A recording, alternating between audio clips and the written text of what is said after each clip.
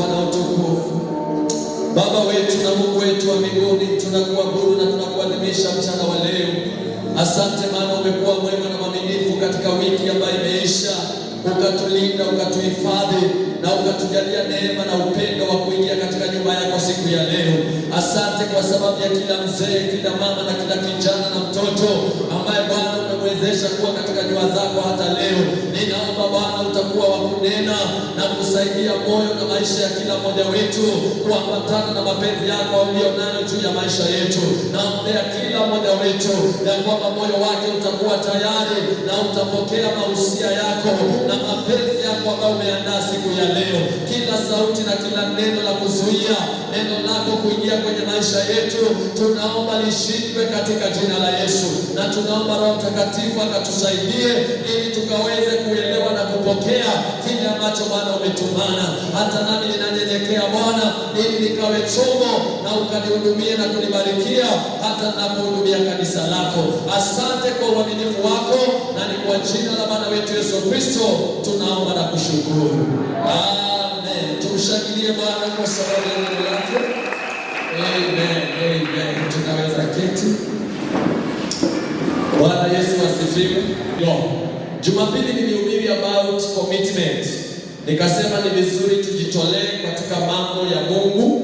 Na bado wiki hii nilipokuwa bado naomba na nikitafakari, bado nikarudi kwa neno la commitment. Haleluya. Bwana Yesu asifiwe. Maana kama kuna kitu moja shetani anafanya watu wawe walegevu katika mambo ya Mungu. Amen. Watu wanakuwa walegevu kuenda ibada, watu wanakuwa walegevu kuenda kwa maombi, watu wanakuwa walegevu kujitolea kuona kazi ya Mungu inafanyika. Praise the name of the living God. Bwana Yesu asifiwe. Na leo nataka niongee kuhusu the danger of lacking commitment. Hatari ya kukosa kujitolea. The danger, hebu acha nisome vizuri vile nimeandika. Dangers of lack of commitment. Hatari za kukosa kujitolea. Wakati unakosa kuwa na commitment katika mambo ya Mungu, unakosa kuwa na commitment katika mambo ya kiroho, kuna hatari. Bwana Yesu asifiwe. Kuna mambo yatakupata ama yatapata kanisa kwa sababu yako. Mungu ametuita sisi wote na anataka commitment kwa kila mmoja wetu. Praise the name of the living God. Bwana Yesu asifiwe. Bwana asifiwe. So wakati tunakosa kuwa na commitment, hatuna haraka kwa mambo ya Mungu, hatuna bidii kwa mambo ya kanisa, hatuna bidii kwa mambo yanayoambatana na maisha yetu ya rohoni, kuna hatari. Bwana Yesu asifiwe. Bwana Yesu asifiwe. Na leo nataka tuone hatari kadhaa ambazo zinatokea wakati watu wengine they are not committed in church, wakati watu wengine they are not diligent katika mambo ya rohoni. Praise the name of the living God. Bwana Yesu asifiwe. So nataka tusome kitabu cha Hagai. Hapa kuna watu ambao Mungu alinenea wa Israeli, walikosa commitment kwa kujenga nyumba ya Mungu. Wakawa wazembe, wakaachilia nyumba ya Mungu. Leo hatujengi sana tu hii mambo ya nje, lakini tuna kanisa la rohoni. Praise the name of the living God. Ambalo tunalijenga, na hilo kanisa linahitaji wajibu wa kila mmoja wetu. Amen. Haliwezi kujengwa na pastor peke yake. Lazima wamama wainuke, lazima wazee wainuke, lazima vijana wainuke ili kanisa la Bwana lijengeke. Amen. Praise the name of the living God. Nimesema Hagai chapter 1. Hagai chapter 1 from verse 1 to 11. Watu wa Israeli walineglect nyumba ya Mungu, wakawa wanajijengea manyumba zao, wakawa na shughuli zao wenyewe, lakini ilipofika mambo ya nyumba ya Bwana hakuna mtu alijitolea. Amen. Waliachilia.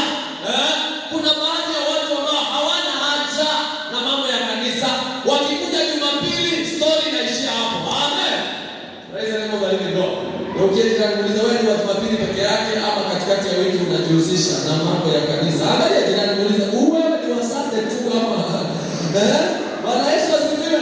Kuna watu tu ni Jumapili mpaka Jumapili. Haleluya. Hawawezi kujihusisha na jambo lingine. Na kuna wengine tu hata wakuja Jumapili they don't participate.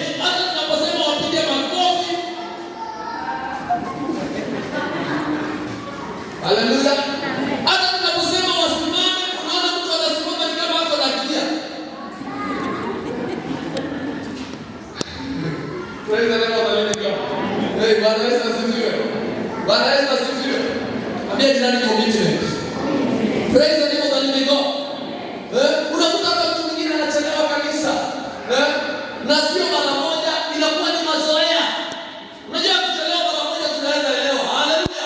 Lakini Jumapili jana ulichelewa, Jumapili nyingine ulichelewa, Jumapili last ulichelewa, wewe una kasoro.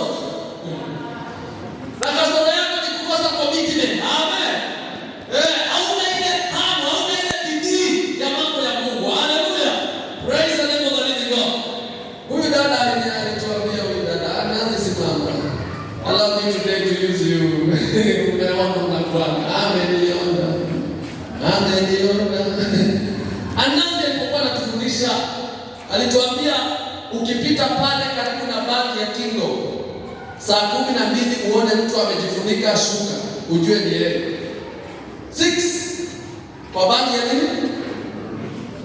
Mjadiliano kwa banki ya Kingo. Unafanya kazi ya 6 na kanisa.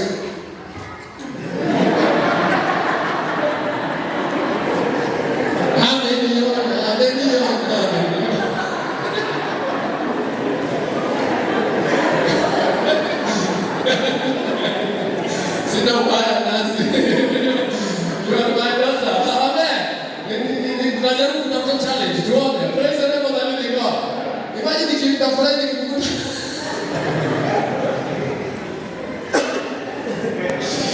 Bwana asifiwe. Bwana asifiwe. Unakuta wakati mwingine tunadidimia. Amen. Inapofika ni mambo yetu ya nje na ya kawaida na ya maisha. Unakuta tuko mbele. Haleluya. Na tunalipa gharama yoyote tunaweza lipa ili tuone kile tunataka tumefaulu. Praise the name of the living God. Lakini ikifika ni mambo ya rohoni, unakuta tunalegea. Amen. Na sio yeye peke yake. Hata pasta wakati mwingine unakuta unalegea. Praise the name of the living God. Bwana Yesu asifiwe. Si hapo unalegea. Hello. Wali. Sasa ushirika sisi.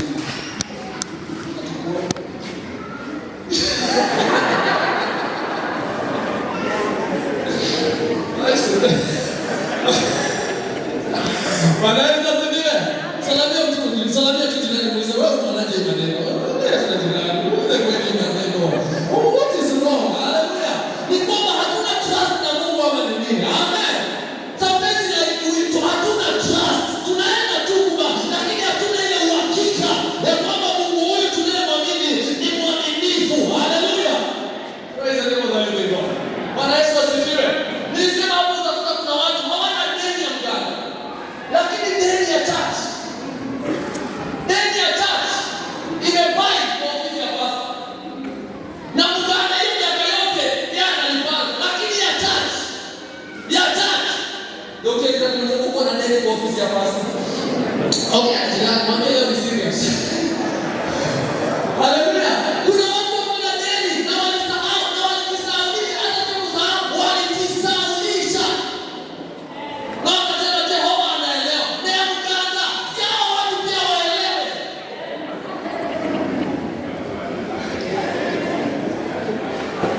Praise the name of the living God. Hiyo mambo ina drive mambo ya Mungu nyuma. Haleluya. Hiyo mambo inafanya kazi ya Mungu wakati mwingine inaonekana haisongi. Praise the name of the living God. Si kwa sababu Mungu hana watu, hata na watu, lakini watu wamekataa commitment. Amen. Praise the name of the living God. Bwana Yesu asifiwe. Bwana asifiwe. Na Mungu anaangalia taifa la Israeli. Hata na nyumba yake. Na hao watu si walikosa pesa. Maandiko yanasema walijenga nyumba nzuri. Walikaa kwa manyumba mazuri, lakini nyumba ya Bwana hawakuidhamini. Amen. Waliachilia, hawakuwa na bidii katika mambo ya nyumba ya Mungu. Amen. Na Mungu analalamika, anasema chunguzeni njia zenu. Ili baki ndio neno Bwana anatumia. Anasema consider your ways. Amen. Unawezaje zingatia mambo yenu sana na yangu mimi Muumba wenu? Inakuwa namba boot, namba mkia. Jana ananiambia na mabuchi. Buchi. Kama ni buchi. Buchi. Haleluya. Yaani inakuwa huko nyuma. Amen. Praise the name of the living God. Hebu tusome kitabu cha Hagai. Ana sina muda mrefu leo, niko na sherehe ya kugraduate watu ambao wameamua kuwa sehemu yetu na naamini watakuwa committed. Haleluya. Haleluya. Haleluya. Jirani amekwambia mwangalie, ukiona anafunga macho unajua tu ni suspect kwenye pastor hapa na kufuta kwa ibada ya leo. Praise the name of the living God. Hey, praise the name of the living God. Unajua kanisa ni Jumapili tuko na ibada moja, yani tuko na Jumapili 52 kwa mwaka. Amen. 52 Sundays. Angalia kile tunaweza kufikia sasa, umekosa ngapi? Kwa 52. Yaani ni Sundays zimewekwa za kuabudu Mungu ni 52. Hizo ni siku ambazo zimetengwa za kuabudu. Amen. Praise the name of the living God. Siku 52. Amen. Na hata nikukuulize, haukuji kanisani the whole day. In fact you are here for only 2 or 3 hours. Amen. Amen. Lakini bado unaimba. Bali ni mwambie mwizi mwenzangu. Tuache wizi. Mwambie hivyo. Wacha kusema nini? Mwambie mwizi basi. Mungu amekupea hizo Monday, Tuesday, Wednesday, Thursday, Friday, Saturday. Na bado Sunday 3 hours. Bado unaimba. Bado unaimba. Hata mwingine anaanza kulipua tayari nilikuwa pastor anasimama. Mimi nilikuwa chache. Wewe ukiremwishi wewe. Saa ya maombi haukuwa. Saa ya sifa haukuwa. Wewe muishi. Wewe ni watu wanataka tukuache hapa uendelee kukaa. Tukienda huko. Praise the name of the living God. Bwana Yesu asifiwe. Hey, Bwana Yesu asifiwe. Ninaongea hiyo ni ya Sunday. Kando na katikati ya wiki ambayo sasa tunaita ni sacrificial. Amen. Mikutano ya katikati ya wiki hiyo ni ya kusacrifice. Maana inabidi ufunge biashara yako. Amen. Lakini Sunday it is a mandatory. Hata wenye wajaokoka wanajua Sunday ni siku ya ibada. Na wajaokoka but they know Sunday ni siku ya ibada. Praise the name of the living God. Hey, Bwana Yesu asifiwe. Yaukia jirani tena muulize ulifika leo saa ngapi? Mwangalie ukuwe serious. Ukuwe serious. Muulize leo uliingia saa ngapi kanisani? Haleluya. Haleluya. Alafu muulize kazi yako ni gani saa ngapi? Kazi yako, muulize kazi yako unaenda saa ngapi? Kazi yako. Kazi yako, mambo yako. Wewe unaenda saa ngapi? Bwana Yesu asifiwe. Watu wengine jomo inawikanga ukiwa huko. Jomo inawika tayari ulienda. Jomo ikiwika. Praise the name of the living God. Bwana Yesu asifiwe. Kitu shida si ati upendi Mungu, shida ni kwamba hauna commitment. Praise the name of the living God. Hey, Bwana Yesu asifiwe. Bwana Yesu asifiwe. Tunahitaji commitment. Na Mungu anaambia Israeli, consider your ways. Hallelujah. Consider your ways. Angalieni njia zenu. Na baadaye hapo anataja mashida ambayo iko kwa watu na anasema hizo shida zinakuja because of lack of your commitment. Amen. Si mashaitani, si mapepo, lakini kwa sababu mnanipenda tu na hamuna commitment kwangu, mashida inawaambata. Amen. Ndio umetolewa mpaka mapepo na yeye maana haiko. Wanatoa Kenya haiko. Toto tikoma, si shetani. Wewe mwenyewe hauna bidii. Nani alikwambia Mungu anapenda laziness? God is a working God. God is a diligent God. Angalia watu wote Mungu aliita kwa Biblia. Wengi walikuwa watu wanachapa kazi. Hata wewe uliitwa Mungu aliona ni mchapa kazi. Biblia ulifika ukaona hii ni ya Jehova. Bwana Yesu asifiwe. Bwana asifiwe. Tusome Hagai, tusome wote. Hata hivi nakuwa uvivu tu kusoma. Ona mama tu.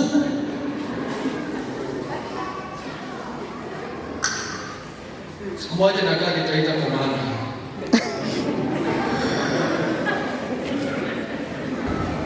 Tusome hiyo inasemaje? Siku ya kwanza ya mwezi wa sita. Neno la Bwana likamjia Zerubabeli mwana wa Shealtieli, liwali wa Yuda, na Yoshua mwana wa Yehozadaki kuhani mkuu, kwa kinywa chake Hagai nabii kusema, watu wa screen please.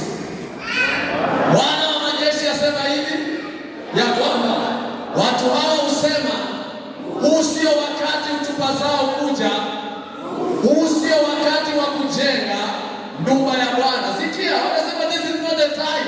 Hata leo watu wanasema wapendwa, this is not the time. Economy ya Kenya is not good. This is not the time. Mambo ni ngumu basi. These people are saying like that. Hiyo lugha ijaanza leo. Hiyo lugha ilianza kitambo. Ya watu kusema hizi wakati. Hizi wakati wa kufanya hivyo. Hizi wakati pastor ya sisi kufunganga duka tunaenda mikutano. Hapana. Mambo ni tough. Mambo ni ngumu. Amen. Praise the name of the living God. This is not the time. Endelea. Verse 3. Ndipo neno la Bwana lilikuja kwa kinywa cha nabii Pastor Maina kusema, je, huu ndio wakati wa nyinyi kukaa katika nyumba zenye mapambo ya mbao, iwapo nyumba hii inakaa hali ya kuharibika? Maana wanasema it is not the time. Amen. Na wanaposema it is not the time, mambo yao inaendelea. Praise the name of the living God. Bwana Yesu asifiwe. Mambo yao wanafanya, lakini inapofika ya Mungu wanasema it is not the time. Amen. Angalia neno ni confusion na sio mapenzi ya Bwana. Praise the name of the living God. Hao watu wanaacha nyumba ya Mungu, lakini nyumba zao wanapamba, wanajenga kwa mbao, lakini nyumba ya Bwana wanasema hii sio wakati. Haleluya. Na Bwana anasema, ai, mimi baya na watu wangu. Praise the name of the living God. Bwana Yesu asifiwe. Endelea kidogo, inasema nini? Basi sasa Bwana wa majeshi asema hivi, zitafakarini njia zenu. Amen. Ya, angalia hiyo mambo vile unaenda. Angalia vile unafanya mambo. Praise the name of the living God. Consider your ways. Verse 6. Tusome. Mmepanda mbegu nyingi, mukavuna kidogo. Munakula. Hebu nisaidie kama anashibaka. Yaani unagonga sahani mbili na round. Anaweza sema. Munakula na ushindani. Mungu amesababisha hali kwa sababu ya lack of commitment. Amen. Hata wakijaribu kujitosheleza hawatosheki. Praise the name of the living God. Endelea. Munakunywa lakini hamkujazwa na vinywaji. Munajivika nguo lakini hapana haonaye moto. Na yeye apataye mshahara apata mshahara ili kuutia katika mfuko uliotoboka toboka. What is happening? Yaani unapata ndio lakini inadisappear. Wanaweza sio. Na nimekuta watu wanakuja kwa kanisa wanasema pastor, mimi napata pesa. Lakini mahali inaenda. Ndio hiyo. Ndio hiyo. Hadi sisi ya hiyo.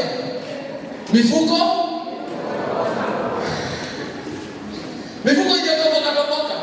Mifuko ikitoboka inaanguka popote. Na kuna pesa zinaanguka. Aidieleki zilifanya nini? Amen.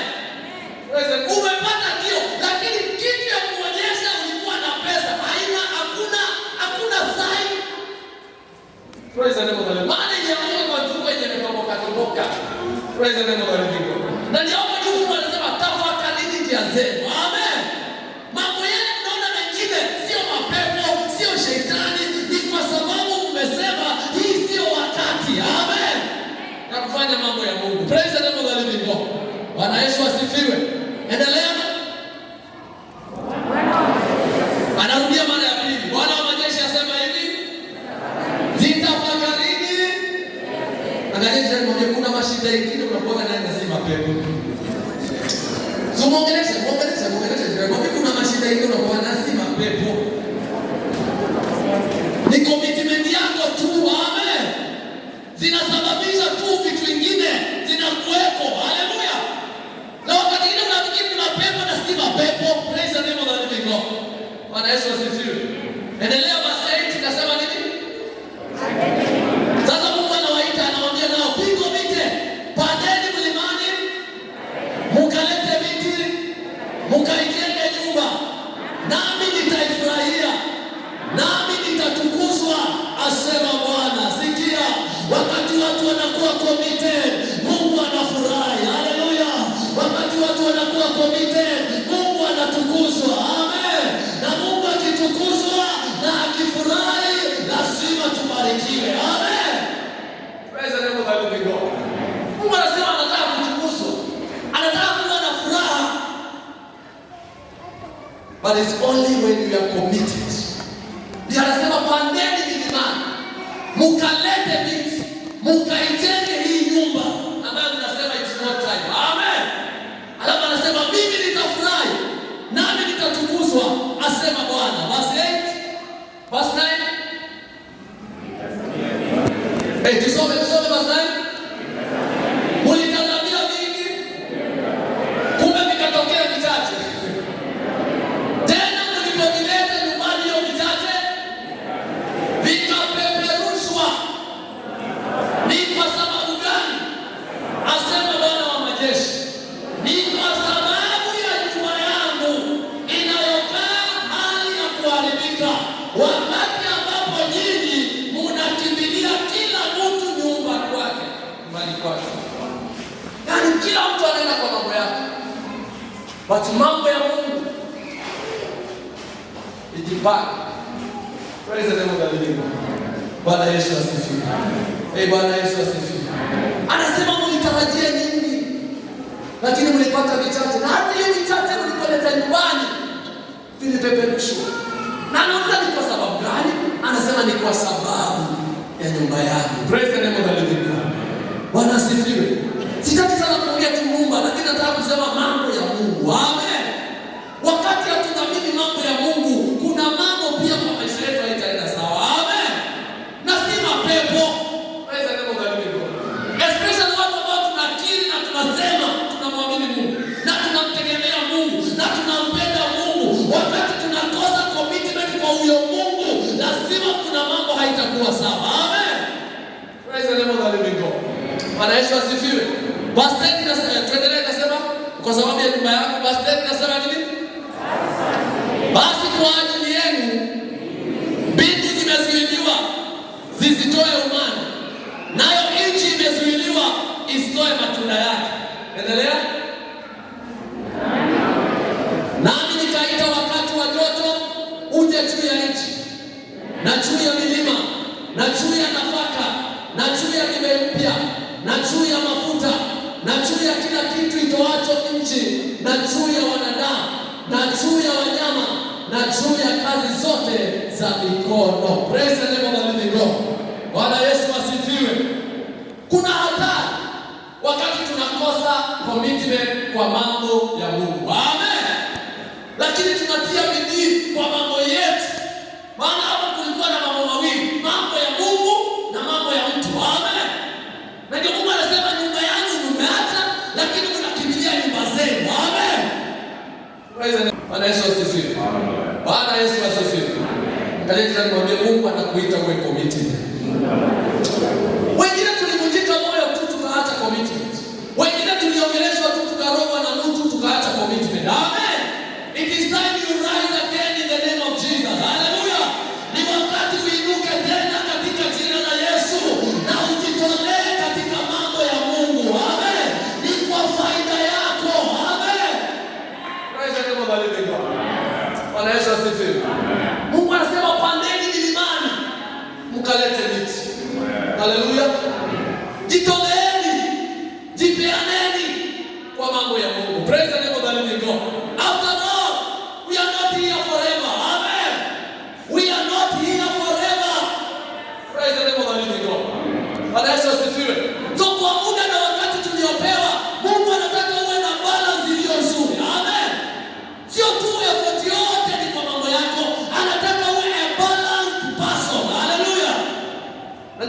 aliweka siku zote zikuwe Jumapili. Because he wanted you to be a balanced person. Praise the name of the living God.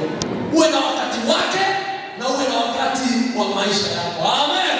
Na wakati unapea Mungu wakati wake kwa uaminifu, na yeye kwa mambo ya maisha yako naye anasimama. Amen. Praise the name of the living God. Bwana Yesu asifiwe. Wacha tuone hatari ya watu kutokuwa committed. Number 1. Hatari ya kwanza ni spiritual weakness. Udhaifu wa kiroho unaanza kuonekana. Wakati watu are not committed, wakati watu hawajitolei, kuna kuwa na udhaifu wa kiroho katika maisha ya watu. Praise the name of the living God. Watu wanakuwa na udhaifu, tumeona hapa imeongea tu mambo ya nje, lakini kuna kuwa na udhaifu wa kiroho katika maisha ya mtu. Unakuta mtu huyo hawezi kuendelea vizuri kama vile Mungu angetarajia. Praise the name of the living God. Bwana Yesu asifiwe. Spiritual weakness zinaletwa na lack of commitment. Hello. Bwana asifiwe. Udhaifu wa kiroho. Kama ni kanisa, unakuta kanisa hilo liko tu lakini ni dhaifu, halina impact. Praise the name of the living God. Unakuta umeokoka tu lakini wewe ni dhaifu, hauwezi kuza maisha ya watu. Amen. Kwa sababu wewe ni dhaifu katika maisha yako ya roho. Haleluya. Number 2, lack of growth. Wakati watu wanakosa commitment, hali ya kukua inakoma. Tuliona Timotheo aliambiwa jitolee katika mambo haya ili kuendelea kwako kuwe dhahiri. Amen. So unakuwa na lack of growth katika maisha yako wakati you are not committed kwa mambo ya Mungu. Amen. Na tuna watu wengi wameokoka lakini hawakui because they are not committed. Praise the name of the living God. Wewe unakuwa kama ulikwama. Amen. Na ulikwama ama unakuwa. Bwana Yesu asifiwe. Miaka imeendelea, bado hausomi, bado uko vile, bado umekwama. Praise the name of the living God. Hata ukipewa kuomba hauwezi ombesha. Hata ukipewa kuongoza hauwezi ongoza. Amen. Hata ukiaminiwa kitu kidogo inakusumbua because there is no growth katika maisha yako. Praise the name of the living God. Bwana Yesu asifiwe. Hey, Bwana Yesu asifiwe. Wakati watu wanakosa commitment, kitu moja kilifanya ni grow. It is my commitment. Amen. Mimi nilijitolea hata wakati vijana wengine walikuwa hawaendi kwa mambo ya Mungu. I was there alone. Amen. Bwana Yesu asifiwe. Nilikuwa pale peke yangu. Nilikuwa kwa kanisa nikitengeneza peke yangu. Nilikuwa kwa maombi peke yangu. Amen. Nilikuwa ninaenda ushirika peke yangu. Vijana wengine. Sasa wakati ninainuliwa, wengine wanauliza huyu ametokelezea wapi? Mungu anaangalia commitment. Amen. Jana Pastor Mauro alihubiri na nikafurahi sana. Alisema hata kielele kingine ni vizuri. Alisema Thomas hakuachiwa kanisa, lakini Petro mwenye kielele aliachiwa kanisa. Anaweza sema. Hata hapo nikaona kuna point. Sasa ile vizuri kujipeleka kwa mambo. Haleluya. Na vitu vingine vitu. Praise the name of the living God. Bwana Yesu asifiwe. Petro alikuwa anauliza maswali ya Yesu na hapa na pale mpaka Yesu akasema huyu ndio wa kanisa. Huyu ndio mbaya na umatachari yake huyu. Na akasema juu yako nitalijenga kanisa langu. Amen. Lakini sio juu ya Thomas. Sio juu ya Barnabas hata kumsikia popote. Haleluya. Lakini kuna mtu hapa alikuwa committed, anaitwa Petro. Alikuwa serious na imani. Amen. Mpaka anafika mahali anauliza Yesu, nimeacha kila kitu wewe mzee. Nitapata nini?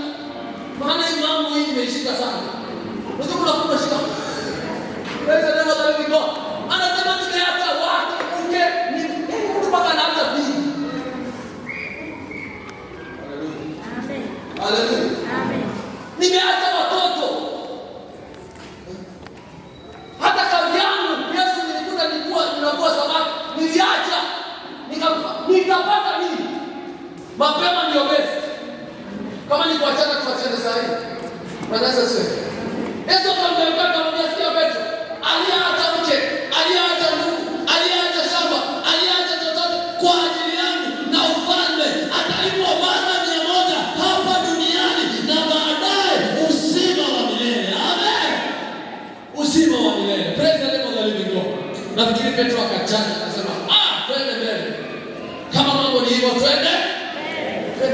Praise the name of the living God. Tingiza mtu mwambie be committed in the name of Jesus. Hallelujah. Hata kukua kwako kuonekana. Amen. Wacha tuwe na ushuhuda ya kukua kwako. You are growth. Maana growth sio kitu ya kujificha. Hallelujah. Hallelujah.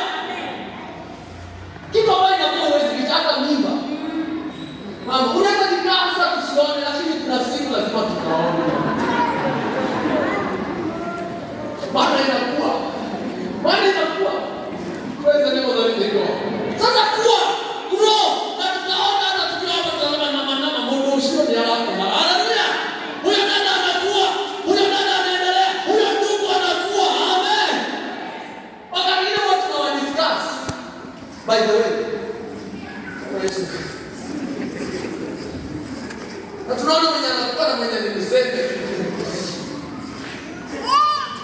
Unajua kuna mtu hapa nikiamua nimwachie nimpe uongozi weze kupea. Nasema huyu achane naye. Mungu ndo hapo. Umekaa kama ile watu ndio makuli. Unajua ile nyanya ya watu. Jojo ya watu. Haifanyi. Haukui, hausomi, hauendelei. Hakuna kitu unafanyako, hakuna impact.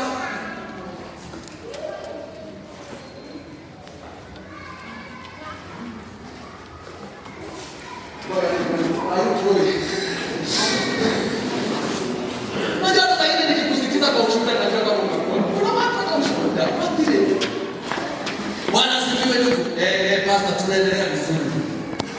Tuko tunikazi. Hata ushuhuda kusema nimeokoka Yesu ni Bwana. Ndani. Hebu ambia wewe jina lako ushuhuda. Ngoje jina lako kwa ushuhuda. Mwambie jina lako. Kuna watu wana ushuhuda. Haleluya. Na maana ninasema tena Bwana ana ushuhuda. Kwa nini ukiona mtu ana ushuhuda hata Bwana? Hakuna haja kuambiwa unajua tu huyu na Bwana. Patile hapo.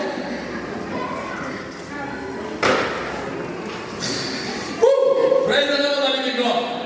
Number 3. Jambo la tatu, increased burden on the faithful workers. Increased burden. Hata lingine ni kuongezea mizigo wale ambao ni waaminifu. Amen. Increased burden on the faithful workers. Yaani unafanya wale watu waaminifu wanabeba mzigo mkubwa na wewe uko. Amen. Haleluya. Haleluya. Kwa nini kanisa kama hii na tuna wamama wengi? Ni wamama 5, 6, 7 ndio wanajitolea kuwa sanctuary keepers. Na wamama mmejaa hapo, umesimama hapa karibu niseme kwa madhabahu kwa ndugu. Ndiyo. Kanisa ni kuona kwamba gani muulize kuangalia wanachokuwa wanafanya. Unaona watu wachache wanabebesha mizigo na wewe ukuja kanisani. Na wewe ulizaliwa kwa hiyo nyumba. Why? Bwana Yesu asifiwe. Bwana asifiwe. Yaani unafanya kunakuwa na increased burden on the faithful workers. Unakuta kuna mtu hapa kwa kanisa mpaka inabidi tunampea kofia 3. Mpaka sasa hivi tukisema hii group ibaki anasema nitabaki kwa gani? Kwa sababu niko kwa hii. Na kuna mwingine hapa chochote anachukua katika shule yake. Umesema wapi? Hauna chochote, hauna popote. Unajua tena kuuliza wewe. Unafanya wengine wanaelewa na mizigo. Wewe unaniza wewe unasababisha wengine wanaelewa na mizigo.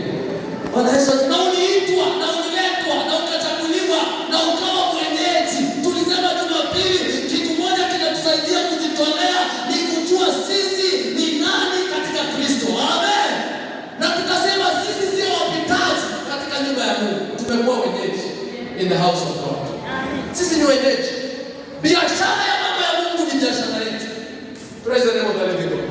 So wakati unakosa kujitolea, unafanya watu wachache walio waaminifu wanabeba mzigo sana. Amen. Wanalemewa na nikafikana mahali pengine hata watu wengine wanatoroka kanisa. Maana ikifika ni kutoa tunamulika tu mtu fulani. Ikifika ni kutoa tunamulika mpaka anasema haleni yetu. Ni kwa sababu tunaona ni mwaminifu. Na watu wengine si waaminifu. Sasa yeye anaangalia anasema nimelemewa. Punde imechoka. Punde imefanya nini? Punde imechoka. Unakuta mtu ananiacha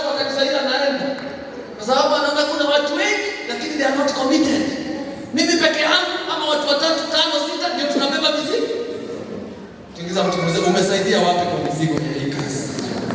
Mwangalie mizigo hii. Ama umeachia watu wachache ambao ni waaminifu, ndio unaachia mizigo yote. It is not the will of God. Amen. That is in danger. Hallelujah. Wakati ni watu wachache wanaachiwa mizigo, wakati ni watu wachache wanabebeshwa kila kitu, wakicollapse, mambo ya Mungu inaharibika. Amen. Wanaweza sio. Maana wanaweza collapse. Ukibebeshwa kila kitu you can collapse. Hata kama unapenda, unaweza collapse. Zimia. Wanaweza sio. Katika jina mwambie usiache nibebeshwe mizigo. Na wewe uko hapa. Mwambie be committed. Si mwambie be committed. Wacha kuachia watu fulani wabebeshwe mizigo. And you are here. Praise the name of the living God. Be committed. Be committed katika mambo ya Bwana. Hallelujah. Number 4, disunity and division. Kutojitolea huwa inaleta disunity and division.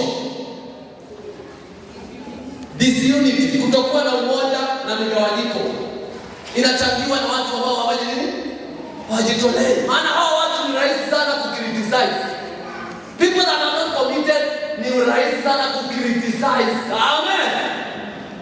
Ni rahisi sana kuonyesha makosa. Hallelujah. Maana hawajitolei, hawaguzi na chochote. Na sasa ni wao wako rahisi sana kuinua vidole na kusema na dakika ya mwisho wanasababisha migawanyiko na disunity. Praise the name of the living God. Bwana Yesu asifiwe. Bwana Yesu asifiwe. Angalia jirani, mwambie usiwe sababu ya migawanyiko na faraka. Bwana Yesu asifiwe. Watu ambao wajitolea wanaleta migawanyiko kanisani. Hata unafanya watu wengine wanasema sasa huyo anakuwa pamoja na ajitolee. Hata sisi tunafanya nini? Wanaachilia kazi ya Bwana. Amen. Maana wewe ujitolee. Praise the name of the living God. Bwana Yesu asifiwe. Bwana Yesu asifiwe. Bwana Yesu asifiwe. Lazima tujitolee.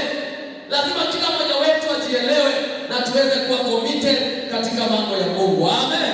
Number 5, nimalizia hapo. Bado nitaendelea. Nasikia neema ya kuhubiri ujumbe mwezi hii yote. Hallelujah. Number 5, kutojitolea inakufanya kuwa bad example to newcomers. Bad example. That is another danger for watu ambao wajitolea. You become a bad example to the newcomers or new believers. Unakuwa mfano mbaya kwa wale wanakuja kanisani. Wanakuta wewe ni mmoja wa watu ambao hujitoleana. Na ndio watu wa aina hiyo. Hata mtu mgeni anapokuja na anaanza kujitolea, wanamwambia hata sisi tulikuwa kama wewe. Tulikuwa kama wewe, utazimia.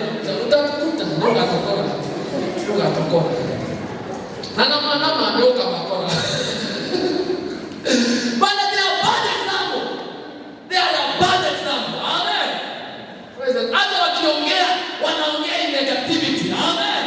Maana wenyewe hawajitoleangi. Amen. Praise the name of the living God. Na nimeona watu hawa leo miaka 20 nimehubiri. Bwana Yesu asifiwe. Watu hawamalizangi vizuri. Let me tell you the truth. Hawamalizangi vizuri. Wachache wenye nimekutana na wao hawajamaliza vizuri. Bwana Yesu asifiwe. Wakati Mungu alikuleta mbele ya watu wengine na wewe bado una slate. Alafu wale wanakuja unakuwa kikwazo kwao. Haumalizi vizuri. Praise the name of the living God. Bwana Yesu asifiwe. Angalia jirani, muulize, are you a good example or bad example? Praise the name of the living God. Bwana asifiwe. Na Paulo anapoongelea Timotheo anamwambia kuwa mfano mwema kwa waamini. Pia wanaokuja waone tunajitolea. Praise the name of the living God. Na wao watiwe moyo. Amen. Bwana Yesu asifiwe. Bad example. Praise the name of the living God. Tusome neno kumalizia hapa. Wakorintho wa kwanza 15 mstari wa 58. Wakorintho wa kwanza 15 mstari wa 58. Jumapili nitaendelea na Bwana atatusaidia. Haleluya. Mambo matano. Tumesema number 1 spiritual weakness. Unakuwa na hali yako ya roho inakuwa dhaifu. Na niona leo kwa makanisa watu wengi ni wadhaifu kwa hali yao ya kiroho. Ndio kila upepo ikikuja wanabeba. Amen. Because kuna spirit committed to the things of God. Hallelujah. Tumesema Pia kunakuwa na nini namba 2? Lack of growth, kutokuendelea. Increased burden on the wale ambao ni waaminifu, ungefanya nini? Ungetusaidia. Imagine John, ile mzigo ungebeba, tunaongezea mwalimu na hapo na yake anabeba.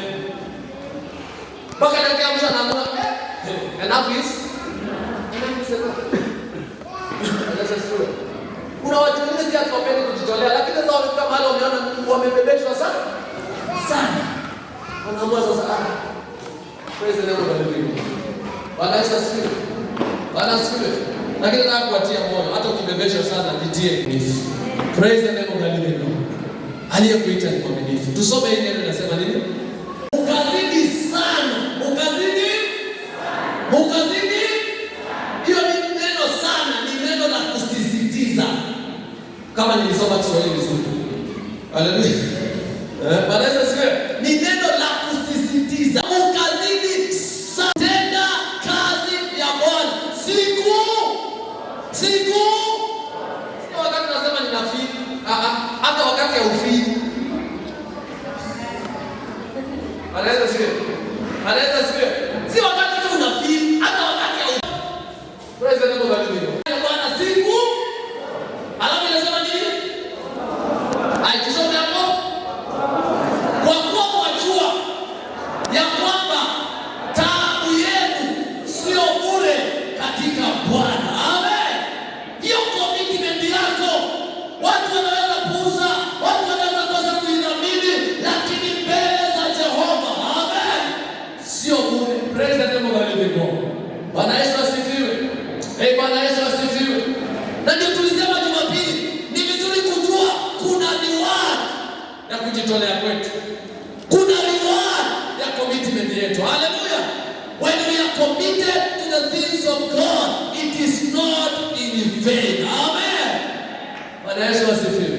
Naomba Mungu awape neema ya kujitolea tena katika mambo ya Mungu. Haleluya. Tujitolee kuomba, tujitolee kutoa mali zetu, tujitolee kwenda kwa mikutano, maana mambo hayo sio bure. Amen. Praise the name of the living God. Bwana Yesu asifiwe. Usikubali kukata tamaa. Praise the name of the living God. Inamisha uso wako mwambie Bwana nisaidie. Nataka kuwa na kiwango kingine cha kujitolea katika moyo wangu, katika maisha yangu, kwa sababu ya mambo yanayohitajishwa na wewe. Ambia Bwana nisaidie.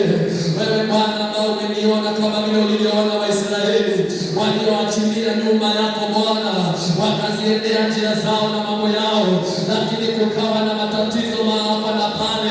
Bwana wa rehema, yawezekana nina matatizo yanayotokana na kutojitolea kwangu.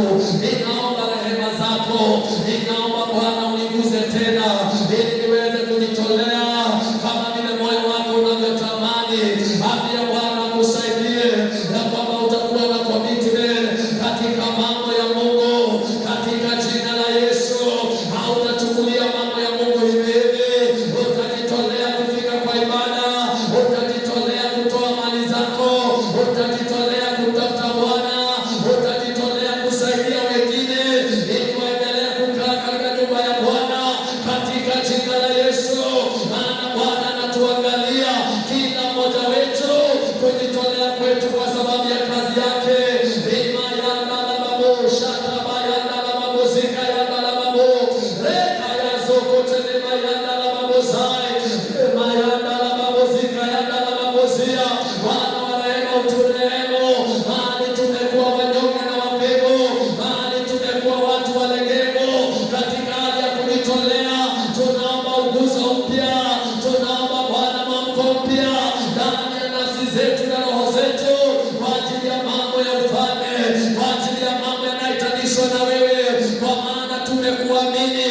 Tumekukimbilia wewe katika maisha yetu. Neema yako Bwana na iwe juu ya kila mmoja wetu. Asante kwa uaminifu wako. Asante Bwana kwa neno lako. Tuokoe Bwana katika jina la Yesu kutokana na roho hii ya kutojitolea. In the name of Jesus, in the name of Jesus. Naomba usimame, tuinue mikono yako ninapokuombea. Bwana akusaidie. Kila mmoja wetu tunapungukia asifiwa. Lakini majira haya Bwana ametumana, maana Bwana anajua kila moyo na kila maisha ya mmoja wetu. Tangu alipotuita nyumbani mwake ameona na anajua vile tulivyo. Inua mikono yako niombe na wewe sasa katika jina la Yesu. Yawezekana ni kuvunjwa moyo ulivunjwa, yawezekana ni mizigo ulibeba mingi ukakata tamaa. Bwana anasema arise in the name of Jesus. Inuka tena, inuka tena, usiachilie mambo ya Bwana, usiachilie mambo ya Bwana. Yawezekana ni hali zilikusonga na ukasikia mambo ya Mungu kwanza wacha ikae, mimi kwanza ning'ang'ane na mambo yangu. Bwana anasema no, it is the time to do his will, it is the time to be committed to his work.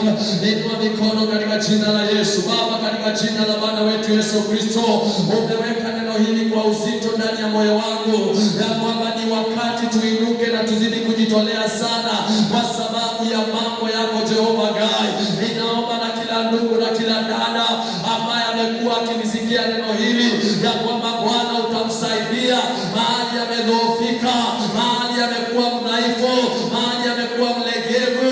Bwana akapokee neema mpya ya kujitolea katika jina la Yesu. Kuna wale walikuwa wanatoa mali zao kwa wingi ili kazi yako ifanyike, lakini walivunjika moyo kwa sababu labda kuna watu waliwanenea maneno. Bwana ninaomba uwainue tena, waendelee kujitolea. Kuna watu walikuja kwenye shirika, lakini labda Bwana mambo yalipokuwa ngumu kwa maisha yao walizimia moyo. Bwana uwainue tena ili waonekane kwenye ushirika katika jina la Yesu. Kuna wale walisimama kwa pengo la maombi, wakaombea kazi yako, wakaombea mtumishi wako, lakini walizimia moyo. Bwana uwainue tena, wawe na mzigo huo tena, wakuja na kuomba na kulitia jina lako my God. Naomba Bwana kwa ajili ya utumishi wa nyumba yako, na kwamba kila mmoja atasimama kwa nafasi yake, kila mmoja atajitolea kwa nafasi yake, maana wewe sio mwaminifu ukasahau kazi zinazofanywa na upendo kwa ajili ya jina lako. Kumbuka wazee, kumbuka wamama, kumbuka vijana hawa na uwainue katika commitment yao katika mambo ya nyumba yako Bwana. Achilia neema kwa kila mmoja wetu. Naomba na walio wadhaifu Bwana ukawatie nguvu. Naomba na wale hawana amani Bwana ukawapee amani. Naomba na wale wameingiliwa na ila za shetani Bwana ukawakomboe na ukawashindanie katika jina la Yesu. Naomba na wale Bwana wana mambo magumu yanayowasukuma Bwana ukaingilie kati na ukawainue na kuwasaidia katika jina la Yesu.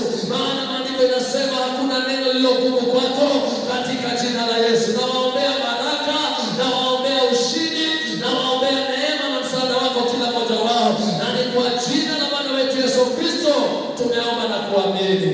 Amen. Tumshangilie Bwana vizuri.